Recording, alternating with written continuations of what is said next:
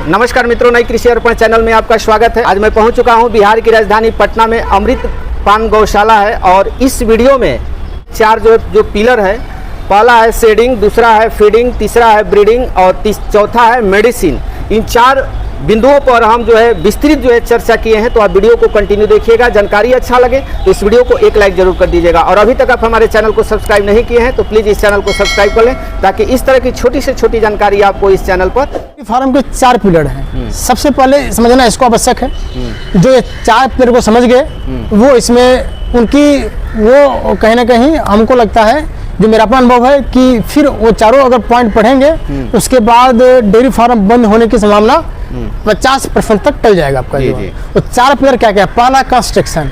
जब भी आप फार्म को बनाए, जब भी बनाए फार्म को, तो फार्म को आप ऐसा बनाए कि आपका जो है जो सूर्य है वो सूर्य आपका जो है सीधा मुंह पे नहीं आए। आपका जो है इस तरह से फार्म का आपका प्रोटेक्शन करें।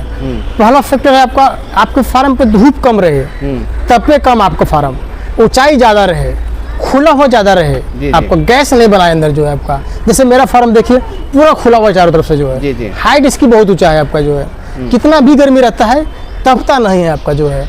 अंदर एक गैस नहीं बनता है, पूरा गैस रिलीज होने निकलने का पूरा अपने पास पर्याप्त जगह अपने पास है। पहला कंस्ट्रक्शन। दूसरा है आपका फीडिंग। अपने गाय को संपूर्ण पशु आहार दे जो कि आपको किसी कंपनी के पास नहीं मिलेगा।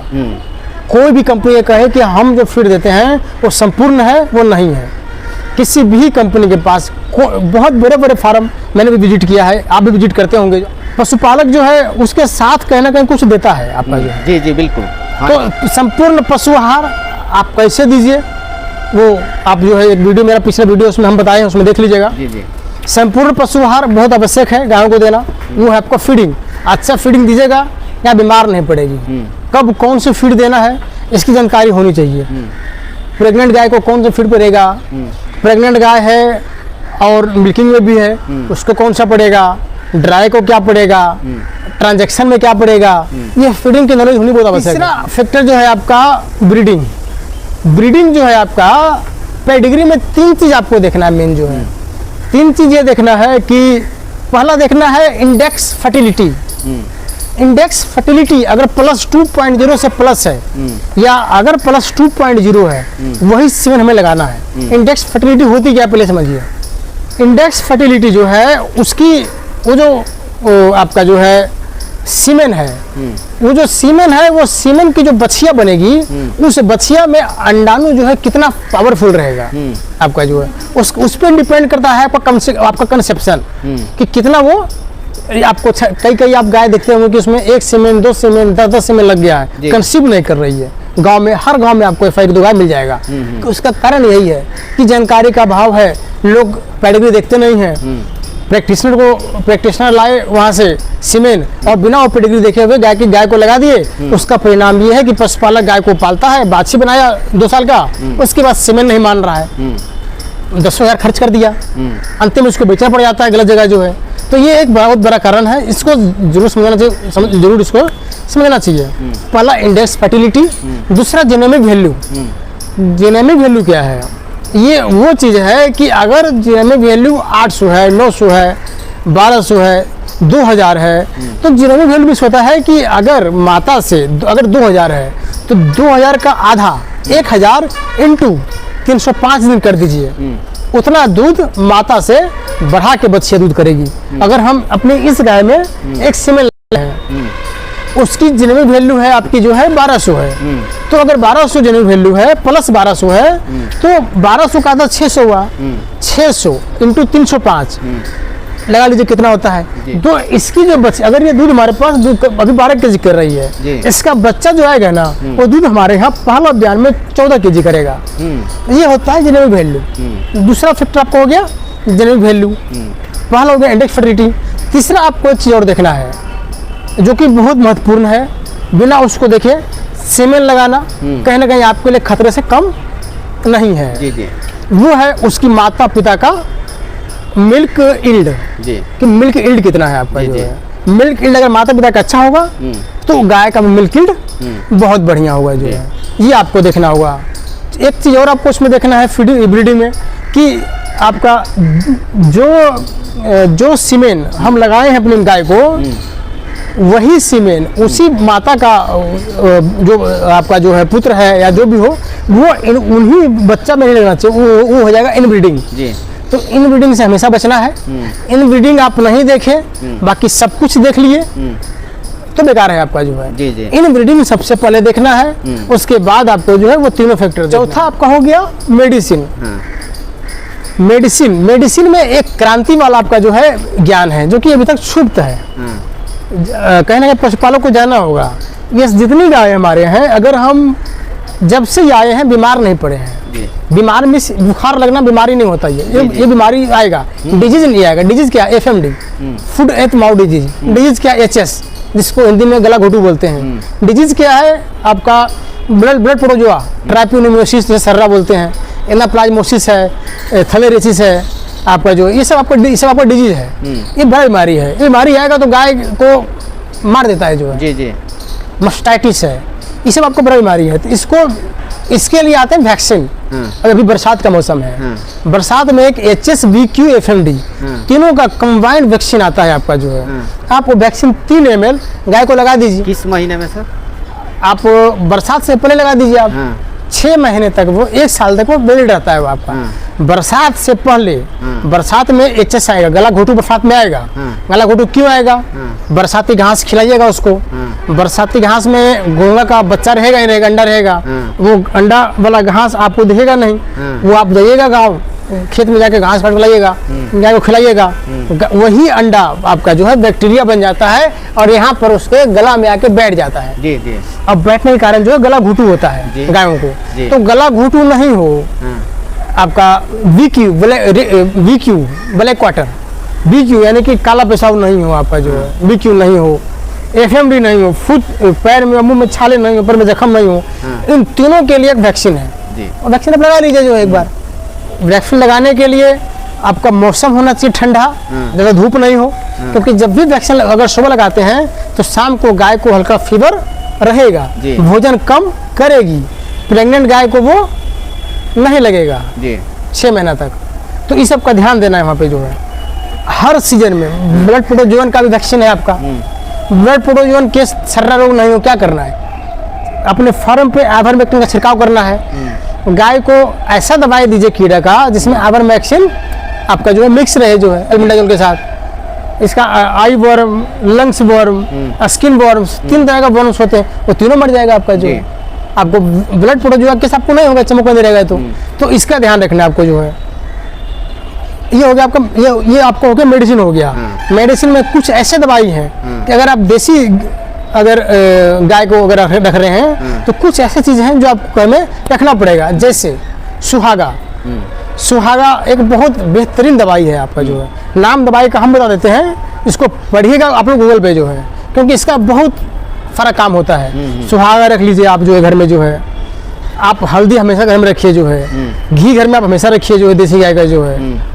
आप सोडा घर में हमेशा रखिए जो है। ये सब चीज़ें जो है आप घर में, आपका तापनी का तेल घर में आप हमेशा रखिए जो है। ये कुछ चीज़ें ऐसी हैं जो आप घर में आपको हमेशा अवेलेबल होना चाहिए। ये आपका मेडिसिन आपका हो गया जो है।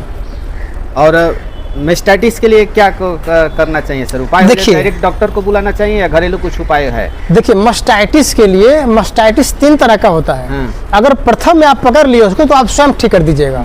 अगर प्रथम में नहीं पकड़ पाए तो फिर आपको डॉक्टर को बुलाना पड़ेगा। मस्टाइटिस आपका सिर्फ अगर दूध में आप रोज दूध निकालते हैं, दूध को आप जो है छन्नी में आप छानिए।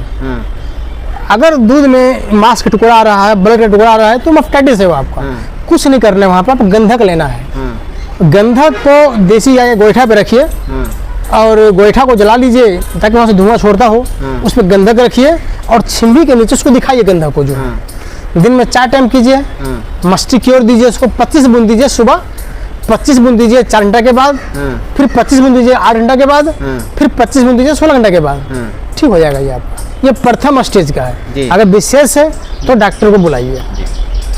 और जेर फंसने की जो समस्या होता है सर? हाँ, जेर फंसने की समस्या होता है। जेर कब फंसता है?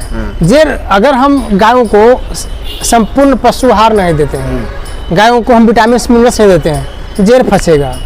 अब जेर वैद में अगर फंस गया वो कैसे निकले, ये भी जानना बहुत आवश्यक है।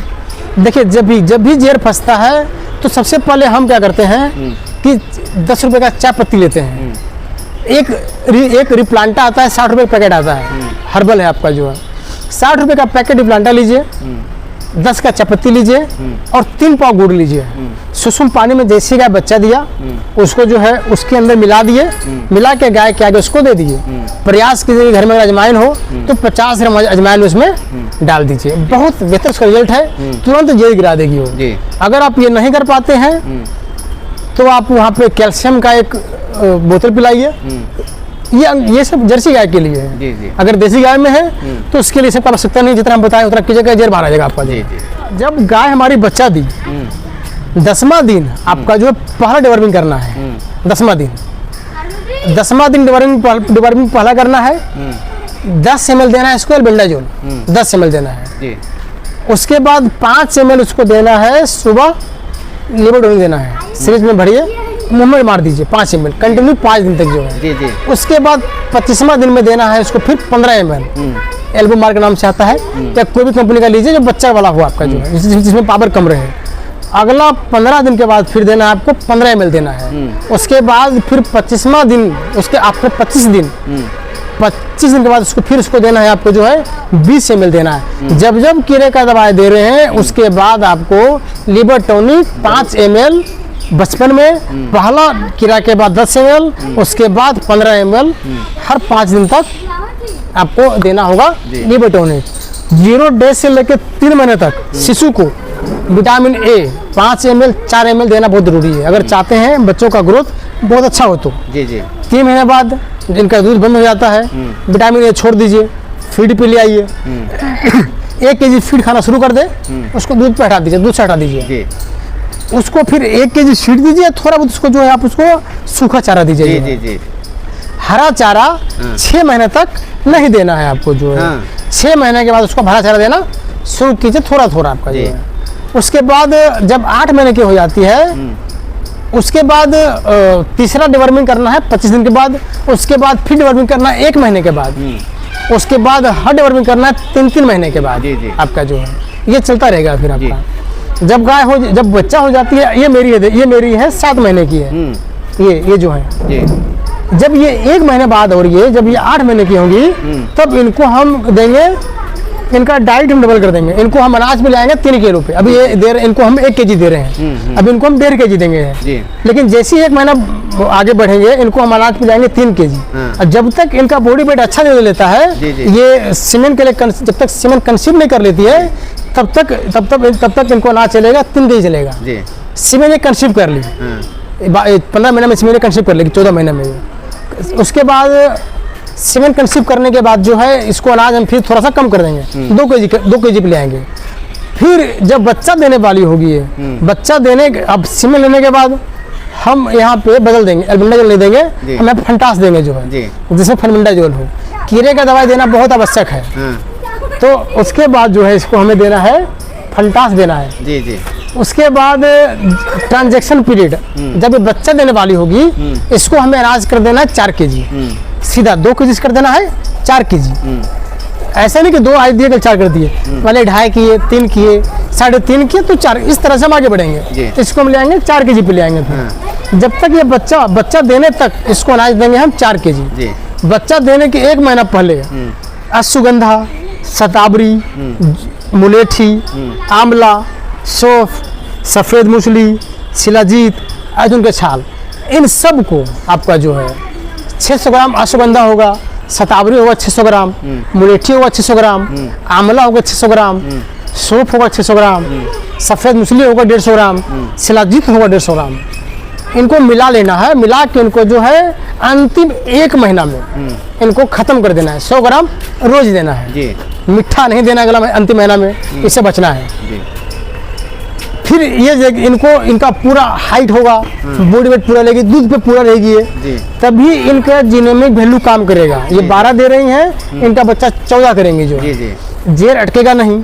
गाय बच्चा दी इमीडिएट वहाँ पे हम रखेंगे, चायपत्ती आता है, रिप्लांटा आता है, पाउडर आता है, आपका जो है मीठा रहेगा, आपका अजवाइन रहेगा, ये सबको मिक्स करके पिला देंगे, कोई समस्या ही नहीं आएगा आपका जो है जेर गिरने में आपका जो है। जब ये जेर गिर गया, अब ये आ गई दूध पे, तब हमें क्या करना है, दूध पे आई है तो अनाज हम जो दे रहे थे उसको एक बैग बंद नहीं करना है, वह उसको उस अनाज को हमें कर देना है 1/4 कर देना है। अनाज जहाँ पे हम दे रहे थे 4 किलो, हमें देना है 1 किलो अनाज, और 3 किलो हमें क्या देना है, तो 3 को हमें देना है चोकर देना है जो है वो भी लाएंगे धीरे धीरे, तुरंत लाएंगे, धीरे धीरे लाएंगे।